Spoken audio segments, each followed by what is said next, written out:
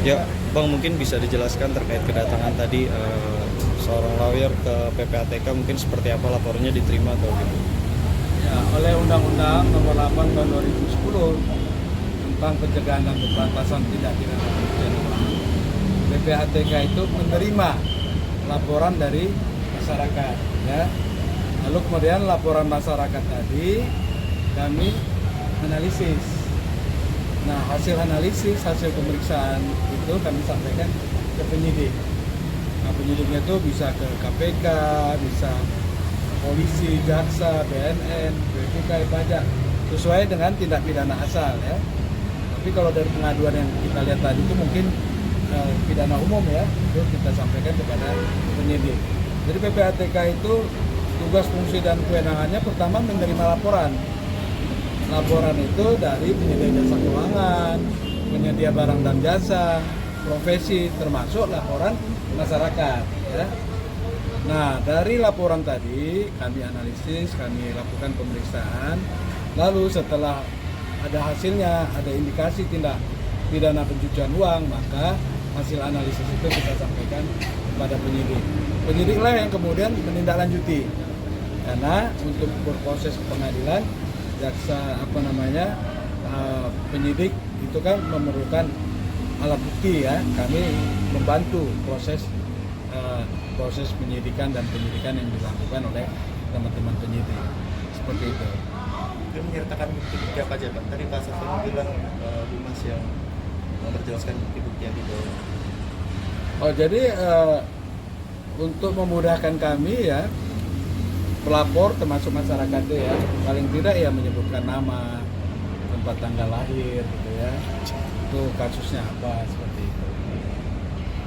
Mungkin menyertakan bukti dia donasi ke Oh, itu transaksi kita nggak mungkin. sampai ke situ, ya. Artinya saya nggak tahu persis untuk laporan yang disampaikan. Tapi kalau dalam kasus ini tuh melakukan laporan ke PPATK itu suatu hal yang tepat nggak sih, Bang? Kalau dalam kasusnya Agus sendiri gitu. Ya, apapun yang masyarakat laporkan itu kami tindak lanjuti, ya kan? Tergantung nanti ada nggak indikasi tindak pidana pencucian uang di sana, gitu. Supaya teman-teman tahu bahwa pencucian uang itu adalah upaya menyembunyikan, mengaburkan uang hasil kejahatan sehingga seolah-olah tampak sah. Itu definisi pencucian uang secara sederhana. Jadi kalau ada indikasi tindak pidana pencucian uang, kami terus sampaikan hasil analisisnya kepada penyidik. Seperti itu. Jadi intinya kita membantu proses penegakan hukum. Tapi mungkin dengan bukti-bukti yang sudah diberikan tadi sudah cukup nggak sih untuk melakukan tindakan, Pak? Dari pihak tadi. Saya nggak lihat tuh apa bukti-bukti yang disampaikan. Tapi yang pasti, ya, kami itu kan follow the money, ya, mengejar uang hasil kejahatan. Dari identifikasi pribadi, tempat tanggal lahir, misalnya nama, itu kami sudah bisa telusuri, ya. Yang penting itu kalau misalnya nama Agus, ya, Agus itu di Indonesia itu kan ada 3 juta.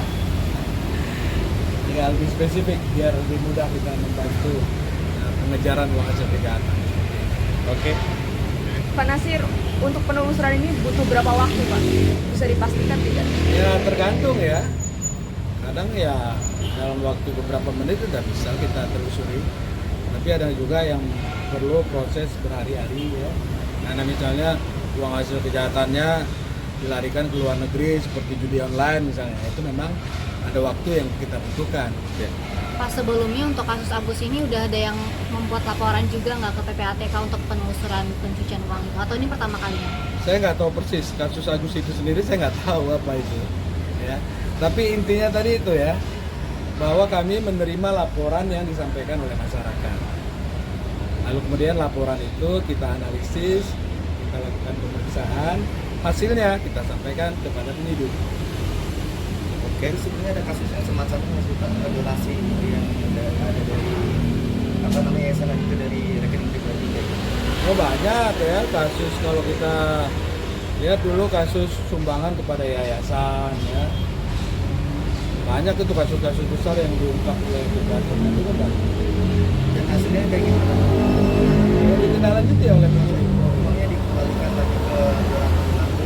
Oh, kalau proses uang itu dikembalikan itu nanti hakim hakim yang punya kewenangan di dalam menentukan ya kan putusan bahwa uang hasil kejahatan itu dikembalikan kepada kas negara atau dikembalikan kepada korban misalnya ya, itu nanti hakim yang menentukan.